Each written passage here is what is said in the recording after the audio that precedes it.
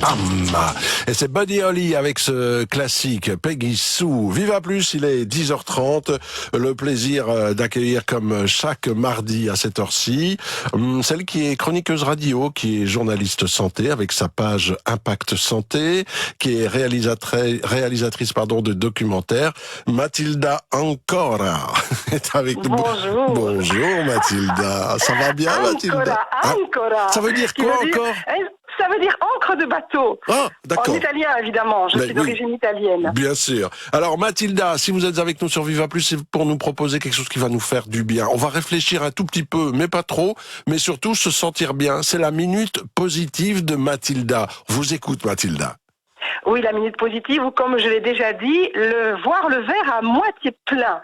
Alors, aujourd'hui, Serge, je vais vous parler de la gratitude. Oui. La gratitude, c'est reconnaître ce que l'on reçoit et dire merci pour cela. La gratitude, c'est une force, une forme de grâce. Dire merci pour ce que nous avons ne nous rend pas riches, mais nous fait nous sentir riches.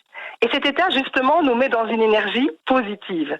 Alors, lorsque notre cœur est plein de gratitude, toute porte qui semblait fermée peut en ouvrir une autre, plus belle encore.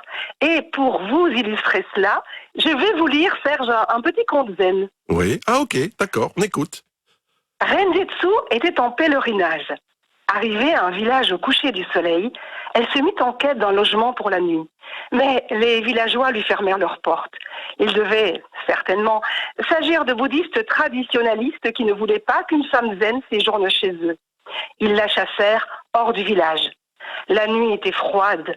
La vieille femme était sans logement et elle avait faim. Elle dut s'abriter sous un cerisier au milieu des champs.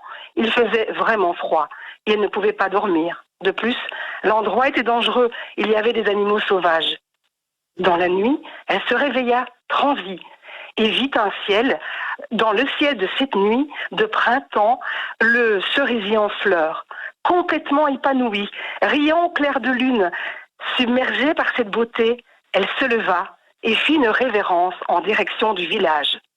Grâce à leur bonté, à leur refus de me loger, je me trouvais sous 1000 fleurs, en cette nuit de lune brumeuse. Avec une profonde reconnaissance, elle remercia ces gens qui avaient refusé de la loger. S'ils n'avaient pas agi de la sorte, elle aurait dormi sous un toit ordinaire et aurait manqué cette bénédiction. Le cerisier en fleurs, la lune jouant dans la brume et le silence de la nuit, le profond silence de la nuit. Alors, comme vous l'aurez remarqué, chers auditeurs, notre femme zen, oui, n'est pas en colère, Serge. Ouais. Elle accepte.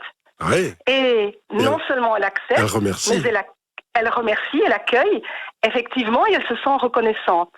Alors, je vous propose, à présent, à vous tous, de prendre un temps pour vous remercier.